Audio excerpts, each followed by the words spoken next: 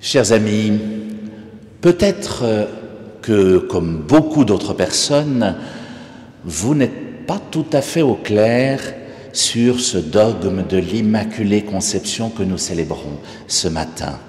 Le problème, c'est qu'on n'est pas du tout aidé par la liturgie à première vue.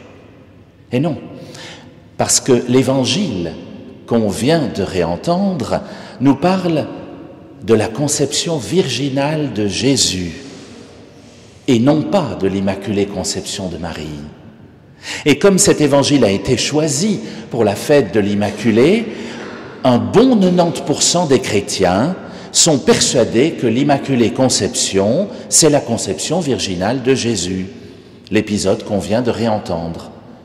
Erreur totale, que j'espère vous ne commettez pas. L'Immaculée Conception, c'est la conception immaculée de la petite Marie par ses parents, Anne et Joachim. C'est cela que nous fêtons le 8 décembre. Et j'en veux pour preuve que 8 décembre plus 9 mois, ça fait 8 septembre, Nativité de la Vierge. La conception de Jésus, c'est le 25 mars, à l'Annonciation, plus 9 mois, 25 décembre. C'est donc d'abord cela que nous devons réapprendre. Le 8 décembre, c'est la conception, non pas virginale, mais immaculée, et c'est pas la même chose, de la petite Marie par ses parents. Ne confondons pas l'un et l'autre. Seulement, là aussi, il y a un bon 90% des chrétiens qui pensent que l'Immaculée et la conception virginale, c'est la même chose. Et pas du tout. La conception virginale de Jésus, c'est sa conception sans relation sexuelle par Marie et l'Esprit Saint. La conception immaculée de Marie, rien à voir. Les parents de Marie ont bien vécu ce magnifique acte de chair qui est la plus belle chose qui puisse se faire entre un homme et une femme. Et oui, immaculé, ça ne veut pas dire sans sexe.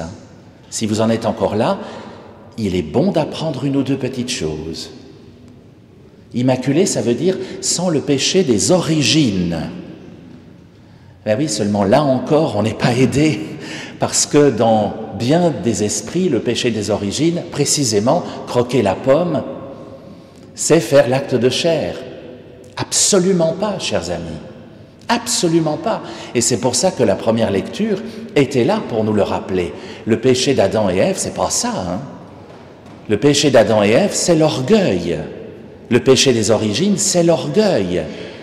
Leur péché, c'est d'avoir voulu se prendre pour des dieux, d'avoir voulu s'en sortir sans lui. C'est ça, le péché des origines. Et si on l'appelle le capitaine des capitaux, le capitaine des 7 péchés capitaux, c'est pas pour rien. C'est parce que c'est celui qui entraîne tous les autres, l'orgueil. Et donc, si Marie n'a pas l'orgueil, elle n'a pas les autres non plus. Voilà pourquoi on l'a dit sans péché, parce qu'elle a été préservée du péché de l'orgueil. C'est ça, l'Immaculée Conception, chers amis. Alors évidemment, c'est un mystère, parce qu'on se dit, mais comment Dieu peut-il préserver un être humain de ce qui fait précisément notre point commun à vous comme à moi, l'orgueil? On en a des doses plus ou moins variées, Ça dépend des personnes. Mais enfin, on l'a tous, le péché des origines. On l'a tous. Marie n'est pas Dieu, elle n'est pas la 4e personne de la Trinité. Elle est humaine, comme vous, mesdames, sauf qu'elle est juive. C'est une jeune fille de Galilée, c'est une femme, c'est un être humain. Mais Dieu l'a préservée de ce qui fait précisément notre humanité, le péché de l'orgueil. Ça, c'est un grand mystère. Mais l'Évangile nous le disait, et c'est pour ça qu'il a été choisi, pour cette phrase précisément, « Rien n'est impossible à Dieu ». S'il a envie de faire naître une femme sans le péché de l'orgueil, parce que cette femme va devenir la mère de son fils, eh bien il le peut. Et c'est précisément ce qu'il a fait. Alors, chers amis, s'il vous plaît, Ne confondons plus, surtout, et enseignons autour de nous, à celles et ceux qui ne sont pas tout à fait au clair avec ça, ce qu'est véritablement ce beau mystère de l'Immaculée Conception de Marie par ses parents, Anne et Joachim. Annonçons ce beau mystère aussi que non, le péché des origines n'a rien à voir avec ce que les gens croient par l'expression « croquer la pomme ». C'est l'orgueil, le péché des origines.